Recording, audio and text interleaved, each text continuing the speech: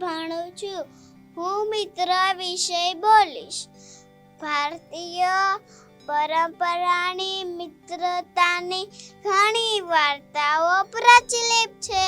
મિત્રો આપણા જીવનના સુખ દુઃખના સાથી ગણવામાં આવે છે. જ્યારે પણ મિત્રોની વાત આવે છે ત્યારે કૃષ્ણ અને સુદામા ઉદાહરણોમાં આપવામાં આવે છે. કૃષ્ણ અને સુદામાની મિત્રતા મિત્ર પ્રત્યે પ્રામાણિકતા અને આદરની ભાવના દર્શાવે છે, જે સાચા મિત્રની નિશાની છે. સાચો મિત્ર દરેક વળાંક પર પરછાયાની જેમ સાથે રહે છે.